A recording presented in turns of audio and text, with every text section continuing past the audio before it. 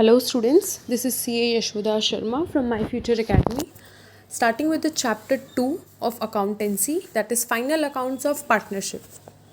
ये जो चैप्टर है इसके अंदर जो हमने 11th में जितना कुछ भी पढ़ा है, जो हमने 12th स्टैंडर्ड में अभी जो फर्स्ट चैप्टर किया है अकाउंट्स का, वो सारी चीज़ें इसके अंदर आ जाएगी.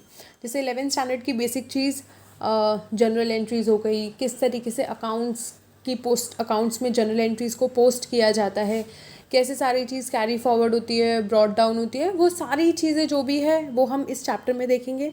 साथ ही साथ जो हमने फर्स्ट चैप्टर में किया था दैट इज़ कि पार्टनर्स के अकाउंट्स के साथ किस तरीके से डील किया जाता है. पार्टनर्स के लिए हम 2 अकाउंट्स को प्रिपेयर करते हैं.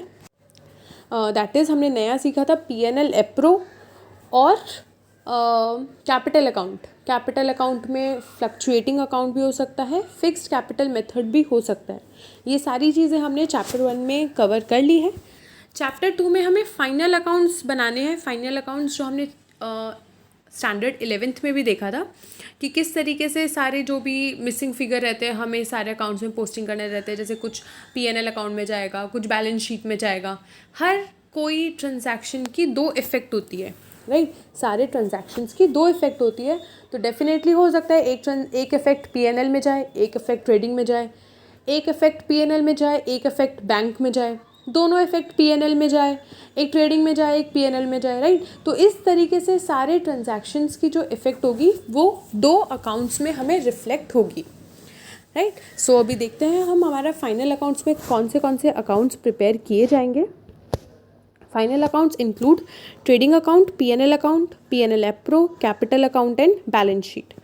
ट्रेडिंग अकाउंट हमें बताता है कितना ग्रॉस प्रॉफिट आएगा. P&L अकाउंट हमें नेट प्रॉफिट देता है. P&L appro net divisible profit देता है, जो कि सारा जो नेट डिविजिबल प्रॉफिट होगा वो पार्टनर्स के कैपिटल अकाउंट में डिस्ट्रीब्यूट होगा in the old ratio, right. फिर हम बनाते हैं कैपिटल अकाउंट. कैपिटल अकाउंट से हमें क्लोजिंग कैपिटल मिलेगा और इस क्लोजिंग कैपिटल को हम ट्रांसफ़र कर देते हैं बैलेंस शीट में, राइट. ये पूरा इसी तरीके से प्रोसेस जाता है. अब इनके बीच में कुछ चीज़ें निकालने के लिए हम अलग अलग अकाउंट्स बनाते हैं, जैसे creditor accounts, bill receivable account, debtors account, bank account, cash account. ये सारे इन बिटवीन अकाउंट्स बनते हैं ताकि हमें सबके क्लोजिंग सारे अकाउंट्स मिल जाए, राइट. सो ये हमारा था एक छोटा सा ओवरव्यू कि ट्रेडिंग अकाउंट रहेगा तो ट्रेडिंग अकाउंट से जो ग्रॉस प्रॉफिट मिलेगा वो ग्रॉस प्रॉफिट जाएगा हमारा P&L अकाउंट से. P&L अकाउंट से नेट प्रॉफिट मिलेगा वो जाएगा P&L एप्रो में. फिर हम सारा P&L एप्रो में जो भी पार्टनर्स की इनकम रहेगी, एक्सपेंस रहेगा, वो डालेंगे. फिर हमें मिलेगा net divisible profit. Net divisible profit जाएगा कैपिटल अकाउंट में, कैपिटल से क्लोजिंग मिलेगा, क्लोजिंग से बैलेंस शीट. ये पूरा प्रोसेस एज इट इज़ हमारे माइंड में रहना चाहिए, राइट. कुछ जनरल एंट्रीज़ हैं उसको हम रिवाइज़ करेंगे. तुम्हारी टेक्स्ट बुक्स में 33 जनरल एंट्रीज़ दे रखी है जो कि हम ऑलरेडी 11th स्टैंडर्ड में कर चुके हैं, लेकिन काफ़ी टाइम हो गया. तो ये चैप्टर को आगे प्रोसीड करने से पहले हम वो सारी जनरल एंट्रीज़ देखेंगे. उसके बाद फिर हम इलस्ट्रेशन 1-2 करेंगे, right. So coming to journal entries. First, outstanding expense. Outstanding expense की एंट्री क्या होती है? Expense to outstanding expense. हमें कोई भी एंट्री रखनी नहीं है. 2 हम 11th स्टैंडर्ड में कर चुके हैं, लेकिन हम वापस से एक बार कॉन्सेप्ट देखेंगे. आउटस्टैंडिंग एक्सपेंस तो एक्सपेंस है ड्यू हो चुका. हम एक्सपेंसेस की एंट्री कब करते हैं? एक्सपेंस को कब डेबिट करेंगे? जब वो ड्यू हो चुका होगा. अब क्योंकि यहाँ पे आउटस्टैंडिंग बोल रहे हैं, इसका मतलब वो एक्सपेंस ड्यू हो चुका है, इसीलिए हम क्या करेंगे? एक्सपेंस को डेबिट. लेकिन क्या है? आउटस्टैंडिंग. तो हम क्या कर देंगे? To outstanding expense, balance sheet liability. क्या हो सकता था यहाँ पे? हम इस एक्सपेंस को पे कर सकते थे. अगर यहाँ पे बोला होता एक्सपेंसेस पेड तो हम एंट्री करते एक्सपेंस टू कैश. लेकिन क्योंकि हमने पे नहीं किया है, यानी वो हमारे ऊपर लायबिलिटी है, तो इसीलिए हम क्या लिख देंगे यहाँ पे? Outstanding expense. जो एक्सपेंसेस और इनकम होते हैं उसकी सेकेंड एंट्री होती है P&L में, इसीलिए सेकेंड एंट्री गई P&L account to expense account, right. So देखो यहाँ पर जैसा मैंने बोला था हर एंट्री के 2 इफेक्ट होते हैं. तो एक्सपेंस चला गया P&L अकाउंट में, और क्योंकि आउटस्टैंडिंग एक्सपेंस को हमने क्रेडिट किया है इसीलिए वो as it is balance sheet में ट्रांसफ़र हो जाएगा, राइट. अब प्रीपेड एक्सपेंस. प्रीपेड का मतलब अभी तक एक्सपेंस ड्यू नहीं हुए हैं लेकिन हमने पे कर दिया, यहाँ पर वर्ड क्या आ रहा है, पेड। जैसा कि मैंने कहा था कि अगर यहाँ पर आउटस्टैंडिंग की जगह पेड होता तो हम क्या लिखते, बैंक, राइट। सो यहाँ पर क्योंकि प्रीपेड में पेड वर्ड है लेकिन पहले पे कर दिया, तो यहाँ पर क्या आएगा, प्रीपेड एक्सपेंस टू बैंक।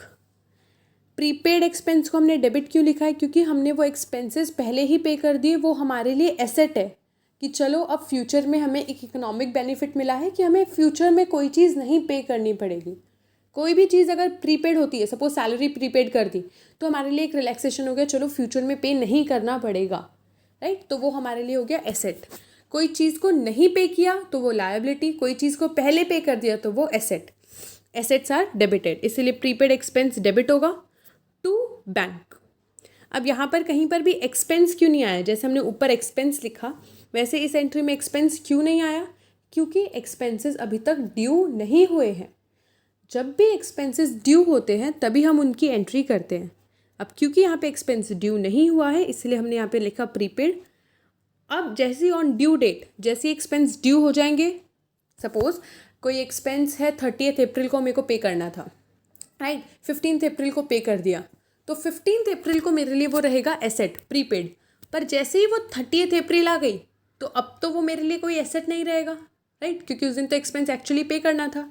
इसीलिए हम क्या करेंगे, इस प्रीपेड एक्सपेंस को क्रेडिट कर देंगे।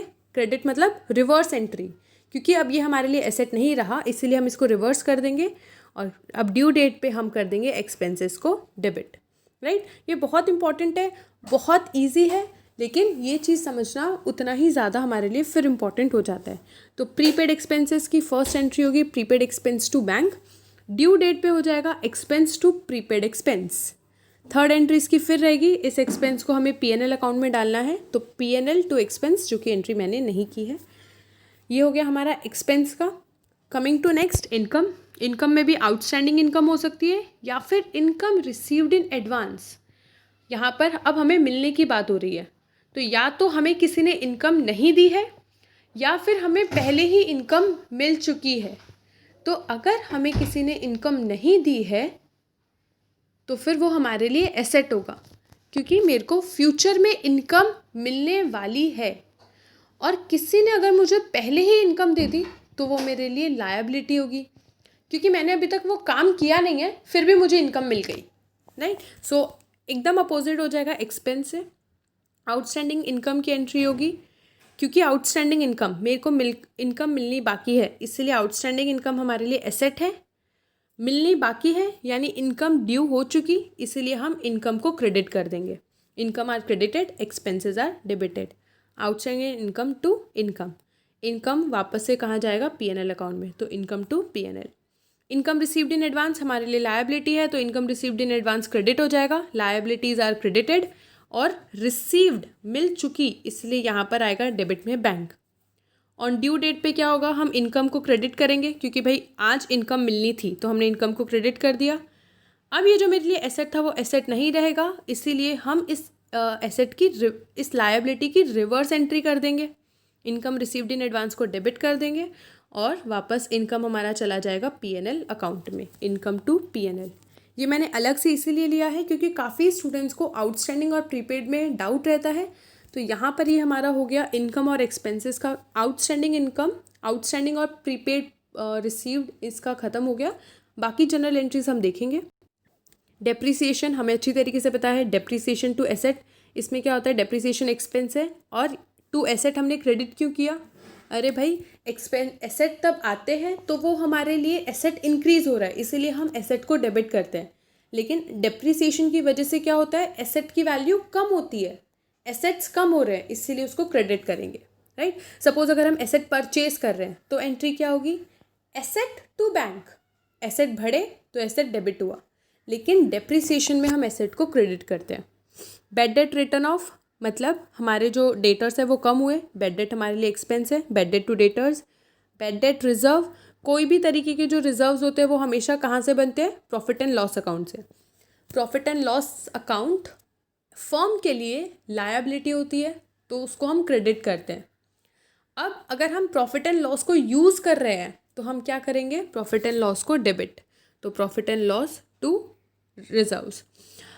ये जो है कि प्रॉफिट एंड लॉस लायबिलिटी होती है, इसका मैंने बहुत अच्छी तरीके से डिटेल्ड में 11th में बताया था कि क्यों प्रॉफिट एंड लॉस लायबिलिटी होती है, राइट।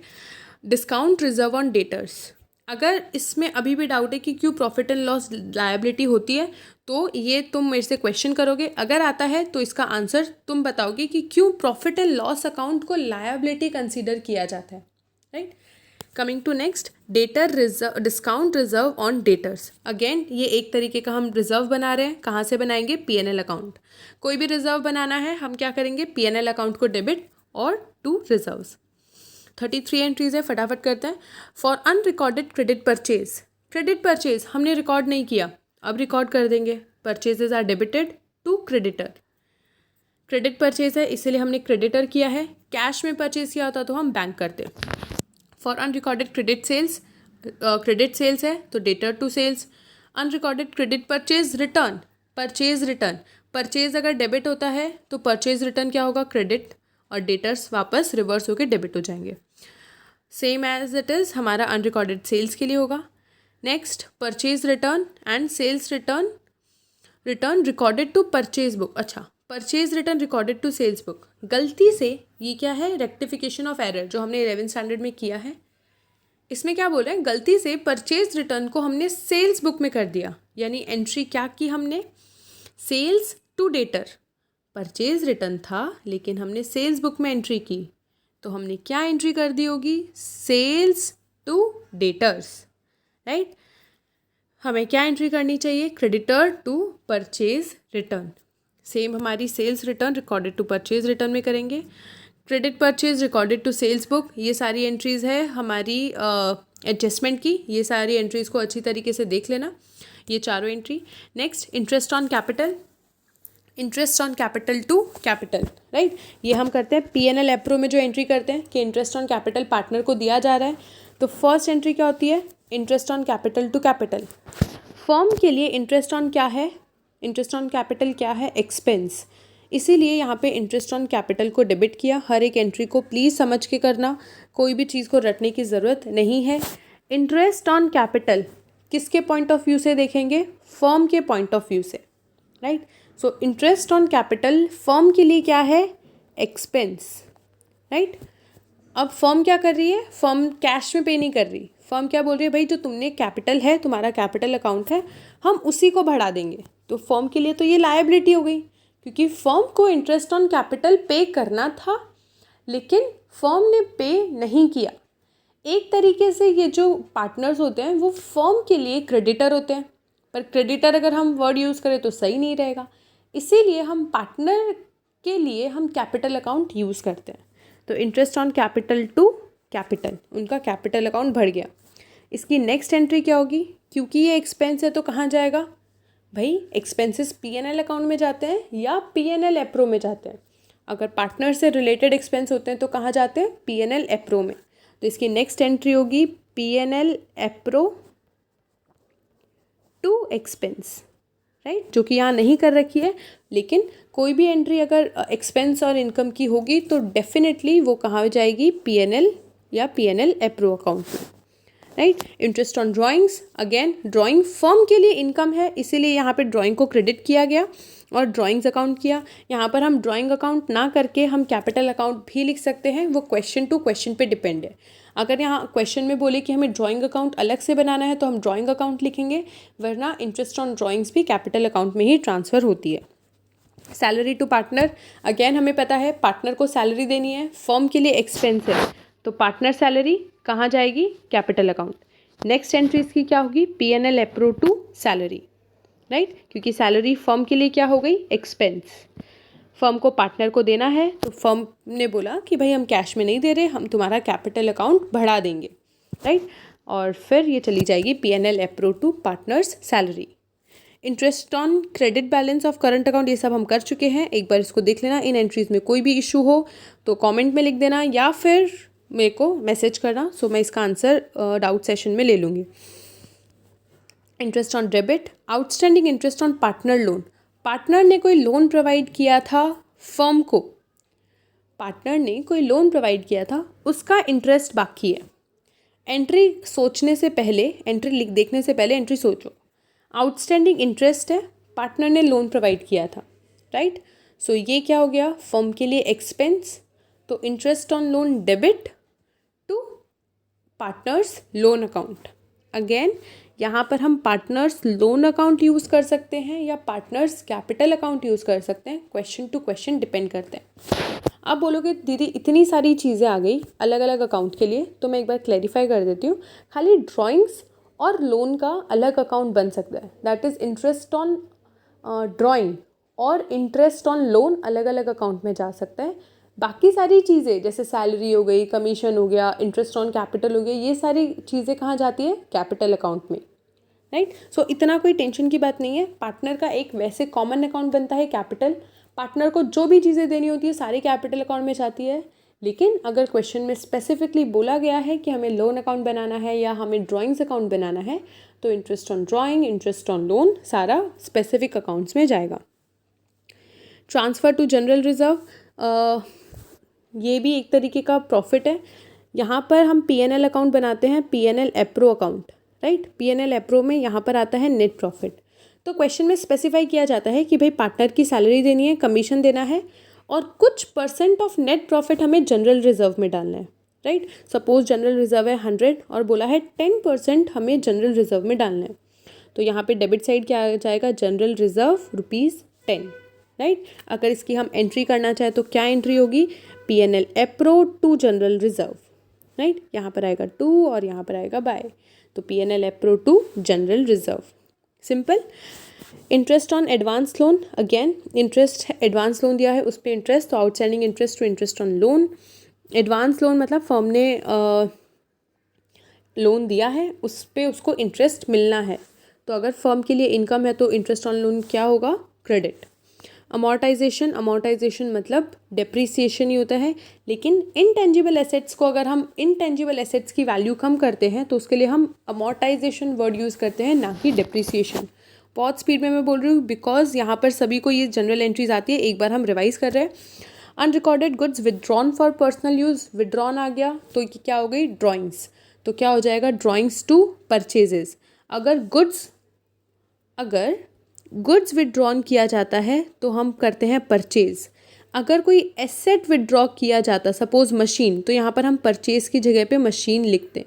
हमने 11th स्टैंडर्ड में देखा है, कभी भी गुड्स के रिलेटेड कोई भी चीज़ होती है तो हम परचेजेज यूज़ करते हैं।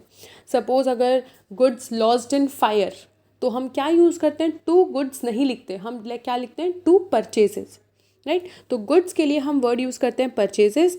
अपार्ट फ्रॉम दैट अगर पार्टनर कैश विदड्रॉ किया तो यहाँ पर क्या आ जाता है, drawings to cash.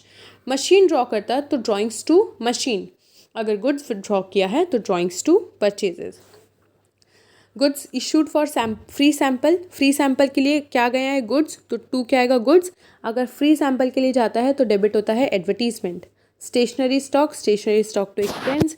Return of leasehold property, कोई भी चीज़ को राइट ऑफ करेंगे तो पीएनएल अकाउंट में जाएगा, राइट। जैसे कि यहाँ पे डायरेक्टली पीएनएल अकाउंट में चला गया क्योंकि यहाँ पर इसके रिलेटेड बात की है। हम डेटर्स की भी बात करते हैं तो हम पहले क्या लिखते हैं, बेड डेट टू डेटर्स, और फिर वो बेड डेट कहाँ जाता है, पीएनएल अकाउंट में, राइट। सो यहाँ पर डायरेक्टली हमने PNL account to leasehold property कर दिया क्योंकि ये राइट ऑफ किया जा रहा है। रिसीवेबल इंटरेस्ट, रिसीव्ड मतलब मिल चुका, तब हम डेबिट करते हैं बैंक। रिसीवेबल मतलब मिलना बाकी है, इसीलिए हमने यहाँ पे बैंक को डेबिट ना करके रिसीवेबल इंटरेस्ट डेबिट किया टू इंटरेस्ट। टू इंटरेस्ट क्यों हुआ, क्योंकि इंटरेस्ट हमारी इनकम है।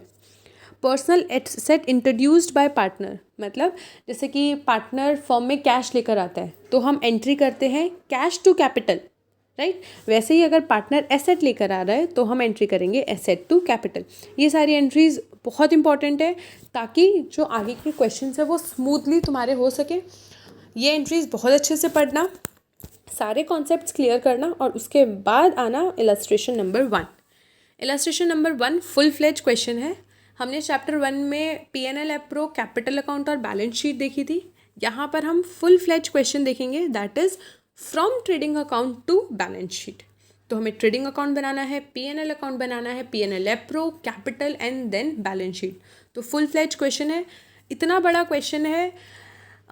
खाली यहाँ पर क्लैरिकल मिस्टेक होने के चांसेस है, उसके अलावा ये जो टाइप के क्वेश्चंस होते हैं वो बहुत ही ईजी होते हैं, क्लैरिकल मिस्टेक नहीं हो सकती क्योंकि अपन कैलसीज यूज़ कर रहे हैं, राइट। तो खाली क्लैरिकल मिस्टेक्स पे ध्यान रखना, बाकी बहुत फ्लो में क्वेश्चन जाएगा। क्वेश्चन हम पहले इस चीज़ को रीड नहीं करेंगे, ये रीड नहीं करेंगे, मतलब ये पूरा रीड नहीं करेंगे। सबसे पहले हम कहाँ पर आएंगे, एडजस्टमेंट्स पे।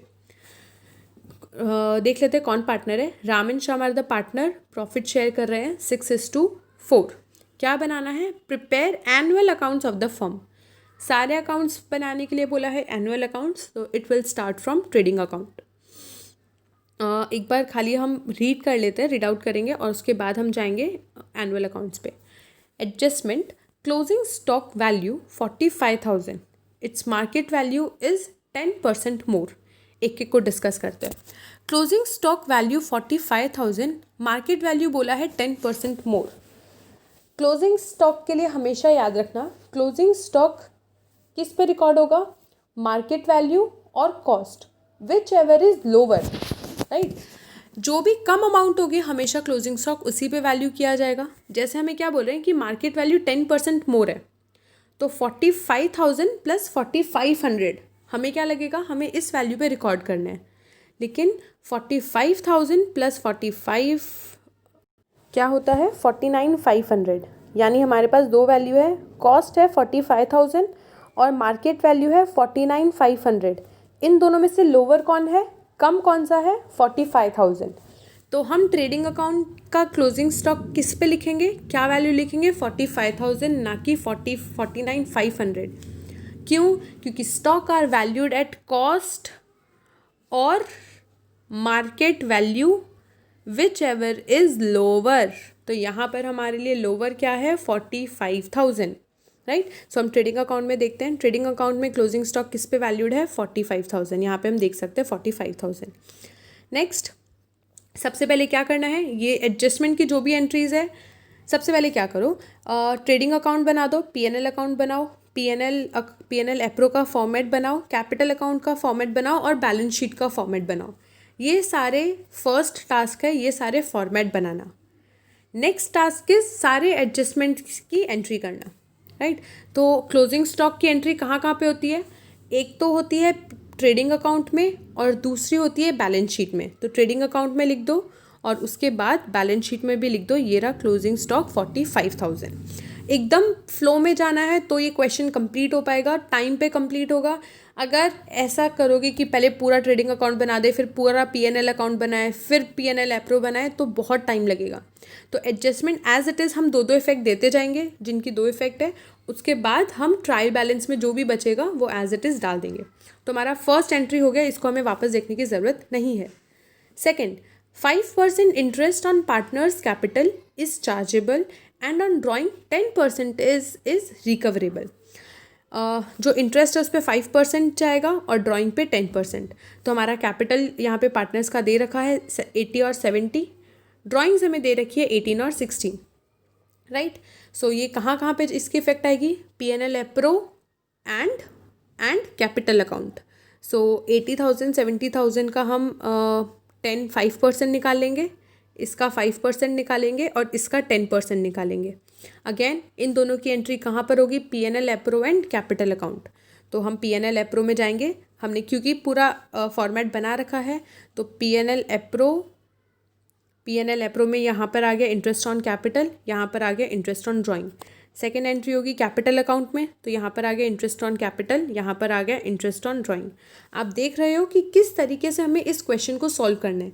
हमें पहले सारी एडजस्टमेंट्स करनी है और जैसे जैसे मैं बोल रही हूँ वैसे वैसे उन अकाउंट्स में तुम पोस्टिंग करते जाओ, ताकि तुम्हारा ये क्वेश्चन तुम अपने आप से कंप्लीट कर सको। सेकेंड एंट्री हो गई। Third, provide 10% depreciation on machine and 5% on furniture. Machine और फर्नीचर पे हमें डेप्रिसिएशन प्रोवाइड करना है। मशीन है हमारी 18,250, फर्नीचर है 8,000। इसमें हमें कितना डेप्रिसिएशन प्रोवाइड करना है, 10% एंड 5%। पहले सोचो इसकी इफेक्ट कहाँ कहाँ पे होगी। इसकी इफेक्ट होगी एक तो पीएनएल अकाउंट में, एक होगी बैलेंस शीट में। So first coming to PNL account, ये रहा हमारा PNL account, debit side of PNL account. तो ये रहा हमारा डेप्रिसिएशन प्लस फर्नीचर। तो डेप्रिसिएशन और फर्नीचर का आ गया 2,400। यहाँ पर देखो हमें क्या बोला है, डेप्रीसिएशन ऑन मशीन 1750 और हमें यहाँ पर बोला है फर्नीचर का ऑलरेडी कितना है, डेप्रीसिएशन ऑन मशीन खाली यहाँ पे हमें दे रहा है 1750। तो यहाँ पर ये छोटी सी मिस्टेक है बुक के अंदर, ये डेप्रीसिएशन ऑन मशीन नहीं है, ये रिटर्न ऑफ वैल्यू है लीज होल्ड बिल्डिंग की।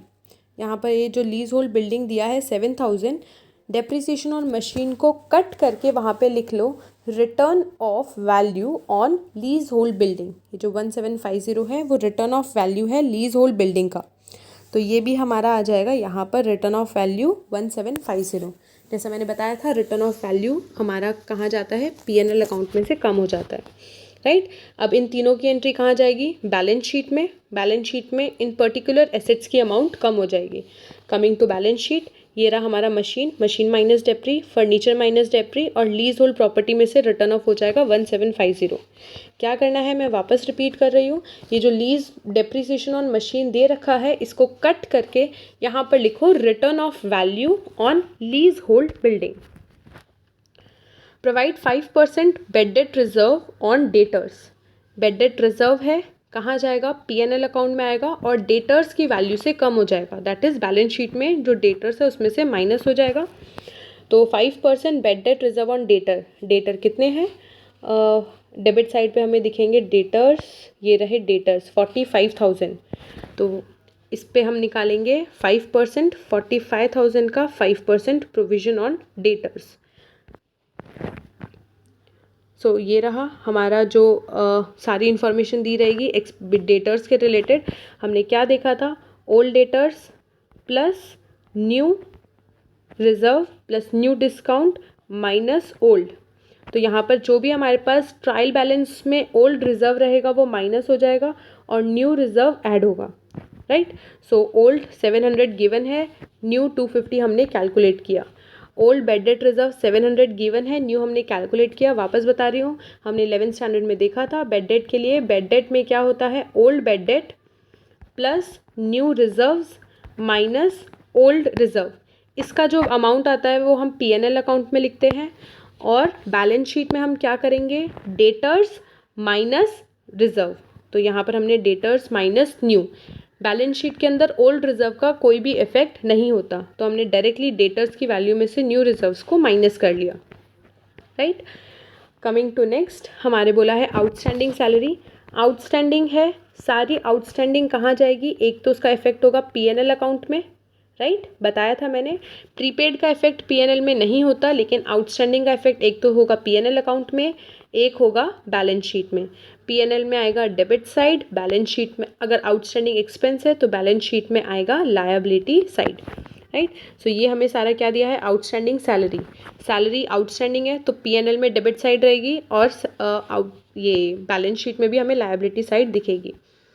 तो पीएनएल में आउटस्टैंडिंग सैलरी आ गई, सैलरी में प्लस, आउटस्टैंडिंग एक्सपेंस दिया है तो एक्सपेंस में प्लस, आउटस्टैंडिंग रेंट दिया है तो रेंट में plus.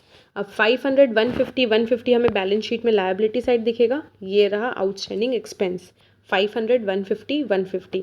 Again I am repeating, अगर आउटस्टैंडिंग एक्सपेंस होता है तो वो हमें पीएनएल में दिखेगा, ठीक है। अगर रिसीवेबल इनकम है, मतलब हमें इनकम मिलनी बाकी है, मतलब आउटस्टैंडिंग इनकम है, तो भी वो पीएनएल में दिखेगा और asset side of balance sheet. लेकिन कोई भी एडवांस की चीज़ है, सपोज हमने एक्सपेंस पेड इन एडवांस है, तो वो हमारा ना पीएनएल में दिखेगा, ना ही हमें अगर इनकम एडवांस में हुआ है तो वो दिखेगा, राइट। सो ये हमने आउटस्टैंडिंग की वैल्यू कर दी। अब हमें क्या करना है, फाइनली इसमें जो भी एडजस्टमेंट्स हुआ है वो सारा का सारा इसमें से हटा देंगे ट्रायल बैलेंस में, और जो भी चीज़ बची है एज इट इज़ हम उसको उसकी पर्टिकुलर इफेक्ट देते जाएंगे, राइट। अब ये चीज़ आपको करनी है, पीएनएल अकाउंट क्लोज करना है, उसका प्रॉफिट पीएनएल एप्रो में ट्रांसफ़र होगा। जैसे यहाँ पर ग्रॉस लॉस आया है तो पीएनएल एप्रो में लॉस ट्रांसफ़र हुआ। यहाँ से हमें जो भी लॉस या प्रॉफिट मिलेगा, जैसा कि यहाँ से हमें लॉस मिल रहा है, वो वापस कैपिटल अकाउंट में ट्रांसफ़र होगा। तो हम यहाँ पे कैपिटल अकाउंट में ट्रांसफ़र कर देंगे बैलेंस बीडी, और 7140 यहाँ पर आ गया PNL appro. Capital account close करो, यहाँ से आपको मिलेगा closing capital. Closing capital transfer होगा बैलेंस शीट में, और उसके बाद जो भी ट्रायल बैलेंस की रिमेनिंग अमाउंट है हमें बैलेंस शीट में ट्रांसफ़र करनी है। यहाँ पर हो गया हमारा first illustration. Second illustration is homework, बहुत ही सिमिलर है, थोड़ा सा डिफरेंस रहेगा, वो आपको फाइंड आउट करना है, और इलस्ट्रेशन सेकेंड अभी आपको कंप्लीट करना है। So illustration 1 and illustration 2 is to be completed.